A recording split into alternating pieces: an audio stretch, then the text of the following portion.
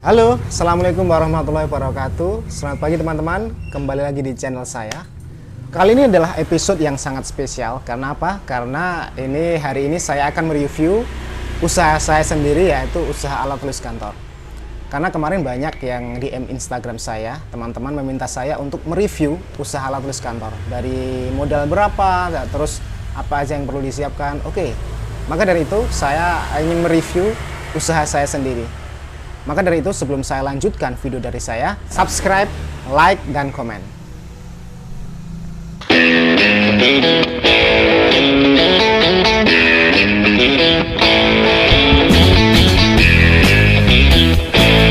Oke teman-teman, langsung aja kita ulas elemen-elemen apa yang ada di bisnis alat tulis kantor ini.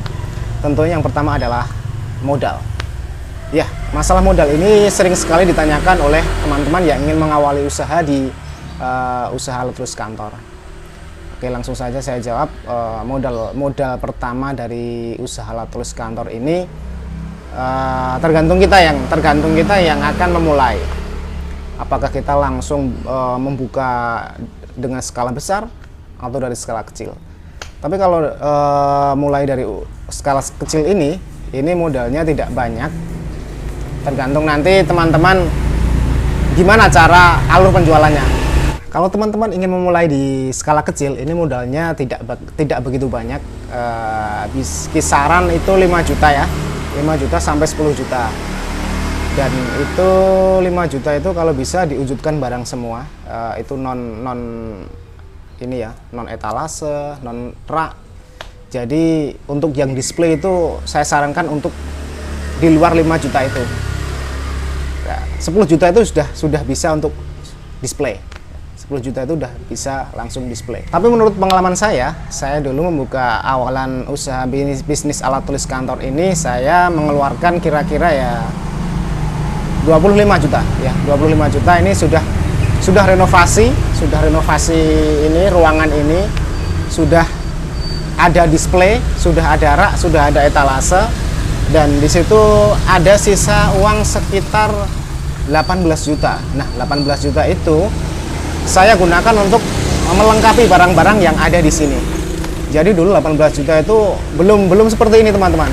18 juta itu masih skala kecil. Karena dulu saya belum membeli banyak. Hanya saya melengkapi.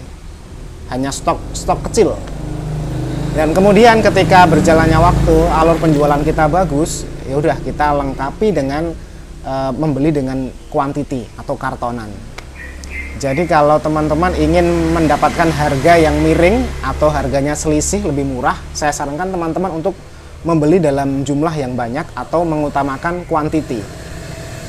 Kalau kita hanya membeli ecer-eceran, itu saya yakin harganya lebih mahal, jatuhnya akan lebih mahal. Mending kalau teman-teman ingin langsung bermain di bisnis alat tulis kantor, saya sarankan untuk mengambil kuantiti atau jumlah yang banyak. Karena nanti misalnya harga satu karton misalnya kertas itu selisih dengan harga cuman kita beli rim-riman, misalnya hanya beli 3 rim, hanya beli 2 rim, itu harganya selisih. Jadi saya sarankan teman-teman untuk itu mempertimbangkan kuantiti. Kemudian yang harus dibeli ketika kita sudah punya modal, teman-teman harus menyesuaikan dengan lingkungan. Apakah lokasi kita itu dekat dengan sekolahan? Apakah lokasi kita itu dekat dengan pemukiman warga? Apakah lokasi kita itu dekat dengan perusahaan atau mungkin pabrik? Dan di situ teman-teman bisa memetakan apa yang akan dibeli, apa yang akan dikulakkan dengan uang segitu. Maka dari itu teman-teman harus berpikir, jangan asal untuk melengkapi semua barang, itu tidak efektif. Saya sarankan teman-teman ketika tahu lokasinya, ini kira-kira yang laris apa ya, karena saya dekat dengan sekolahan misalnya, oh ya saya akan belikan buku, saya akan belikan pensil, saya akan belikan krayon. Nah seperti itu wajib dipertimbangkan oleh teman-teman yang ingin memulai usaha di alat tulis kantor. Seperti itu. Jadi misalkan dekat dengan perusahaan, oh yaudah kira-kira perusahaan itu butuhnya apa? Oh perusahaan itu butuhnya kapur, perusahaan itu butuhnya itu kertas HVS. Nah, teman-teman juga harus bisa membaca pasaran. Jadi jangan asal-asalan dalam membeli barang, karena itu nanti teman-teman akan uangnya itu akan tertahan di situ, tertahan di barang, dan itu sirkulasinya kurang bagus. Maka dari itu teman-teman, saya sarankan untuk melihat situasi di lingkungan teman-teman yang ingin memulai bisnis alat tulis kantor ini. Oke teman-teman, ketika kita sudah kulaan atau membeli barang, langkah selanjutnya adalah kita harus menentukan harga. Harga berapa barang yang kita punya ini akan kita jual. Ya, gambaran saja teman-teman, atau menurut pengalaman saya aja ya. Kalau kita baru awalan jualan, itu saya sarankan untuk teman-teman itu mematok harga itu jangan terlalu mahal, karena kita baru awalan. Kita jajaki dulu prosesnya gimana. Kita cukup ambil margin 2.000 aja itu udah cukup untuk barang-barang yang sekiranya laku, cepat laku. Tapi untuk barang-barang yang lakunya tuh lama, seperti krayon, seperti apalah, itu teman-teman bisa ambil margin di atas 5.000 atau 5.000 cukup. Itu menurut pengalaman saya. Jadi untuk awalan teman-teman nggak perlu mematok harga yang terlalu tinggi, ambil aja marginnya tuh sedikit. Yang penting kita tuh terkenal murah dulu. Nah, kalau kita udah terkenal murah, saya yakin pembeli atau customer akan setia kepada kita. Oke teman-teman, setelah kita kulaan atau membeli barang, langkah selanjutnya adalah kita tentukan dulu kita jualan itu memakai pola apa. Apakah kita pola grosir atau pola konvensional. Sebagai contoh ya teman-teman, kalau pola grosir itu seperti usaha saya. Jadi pola grosir ini saya mengambil margin sedikit sekali, tapi saya mengutamakan volume atau perputaran. Ya, jadi saya selama ini bermain dengan pola grosir. Jadi di sini kebanyakan pelanggan saya itu belinya itu banyak dalam jumlah yang banyak, dan mereka mengutamakan quantity. Dan tentu saja saya memberikan mereka dengan harga yang relatif murah, dan ini saya bisa pastikan untuk produk di sini tuh saya yakin paling murah karena saya bermain dengan pola grosir. Tapi kalau teman-teman belum mempunyai barang yang banyak, saya sarankan untuk bermain dengan pola konvensional saja. Ambil margin ya 3.000 lah untuk produk-produk yang mungkin cepat habis, atau 2.000 lah. Tapi kalau untuk pulpen, untuk pensil itu jangan banyak-banyak, itu ambil 500 aja. Ambil 500. Untuk 3.000 itu barang yang sekiranya cepat habis, contohnya itu ya apa ya? Lakban. Ambil aja 3.000. Untung 3.000. Itu untuk pola konvensional, ambil aja untung 3.000 untuk produk lakban. Ya pokoknya teman-teman bisa mengira-ira sendiri produk yang cepat laku yang mana, atau yang lakunya lama yang mana. Untuk kalau yang lakunya yang lama, ambil di atas 5.000 teman-teman. Oke teman-teman, ketika kita sudah mempunyai barang, kita sudah mempunyai display, kita sudah menentukan harga, langkah selanjutnya yang ini nggak kalah penting adalah kita harus rajin-rajin di dalam memasarkan produk kita. Kita harus rajin-rajin untuk mengiklankan produk kita, mengenalkan toko kita terhadap lingkungan sekitar. Karena ini sangat penting, terlebih-lebih kalau lingkungan kita itu ada saingannya, ada saingan yang mungkin buka usaha alat tulis kantor, sama-sama jualan alat tulis kantor. Kita harus rajin-rajin di dalam mengiklankan agar toko kita itu dikenal oleh masyarakat, atau toko kita itu dikenal oleh orang-orang.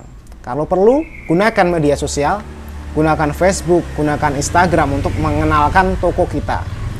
Dan yang nggak kalah penting lagi adalah kita juga harus memberi nama toko kita. Ya, namanya yang simple aja teman-teman. Kalau toko saya ini namanya Cakrawala. Nama Cakrawala ini akan saya bahas di part selanjutnya. Ini kita fokus dulu membahas awalan bisnis alat tulis kantor. Hal yang harus diperhatikan di dalam berjualan alat tulis kantor ini adalah kita harus selalu menyiapkan barang-barang jangan sampai kehabisan. Misalnya kita kalau baru awalan itu nggak usah stok banyak-banyak dulu, nggak apa-apa. Kalau kita baru membuka di hari pertama awalan jualan, ini kecil-kecil dulu aja. Misalnya stok 1 pak, pulpen stok aja 1 pak, buku stok aja 5 pak, ataupun kalau kita menyediakan kapur, ya udah kapur di stok 3 aja enggak apa-apa, karena kita baru awalan. Lah, nanti ketika kita sudah berjalan dan permintaan pasar ini sudah bagus, nanti kita bisa melengkapinya perlahan-lahan. Dan yang perlu diingat teman-teman adalah ketika kita tidak mempunyai barang, misalnya pelanggan tanya, Mas ada snail halter nggak? Nah, kebetulan kita nggak punya. Jangan lupa kita untuk menulis. Dan barang-barang yang tidak kita punya dari komplain pelanggan, ini harus kita tulis, dan ini sebagai bahan evaluasi agar besok itu kita bisa melengkapi. Jadi teman-teman harus berinisiatif sendiri. Barang-barang yang sekiranya dibutuhkan oleh pelanggan, yang pelanggan sudah kesini tapi kita nggak punya barangnya, kita harus selalu untuk menulis. Seperti itu langkah yang efektif untuk melengkapi barang. Jadi permintaan pasar itu selalu kita update. Selalu kita update, jangan sampai kita ketinggalan, jangan sampai kita tidak tahu permintaan pasar itu seperti apa, permintaan pelanggan itu seperti apa. Jadi seperti itu kita tulis. Kalau kios teman-teman itu dekat dengan sekolahan, saya sarankan untuk barang-barang yang harus dibeli, barang-barang yang harus dikulakkan, yaitu adalah pensil, bolpen. Kalau perlu itu dilengkapi aja, tapi dengan stok satu pak ya. Mainnya pak-pakan dulu aja, enggak usah gros-grosan. Pak-pakan itu isinya 12 atau 1 lusin. Jadi teman-teman harus sedia 2 lusin. Contohnya bolpen, buku, krayon, kemudian pensil, kemudian buku gambar, buku tulis, kemudian penghapus, kemudian tipek. Itu dulu aja teman-teman yang mungkin dekat dengan sekolahan, itu kira-kira seperti itu. Tapi untuk teman-teman yang dekat dengan perkantoran, teman-teman juga harus mengikuti permintaan dari pelanggan. Atau kita bisa petakan sendiri, oh ya kira-kira kantor itu butuh ini, oh ya kira-kira kantor itu butuh kertas HVS.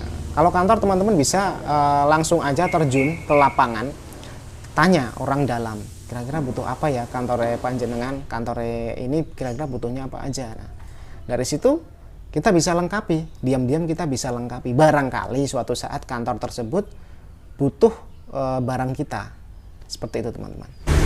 Dan hal yang nggak boleh ditinggalkan dalam kita berbisnis, dalam kita berjualan adalah kita harus selalu memanage usaha kita setiap hari.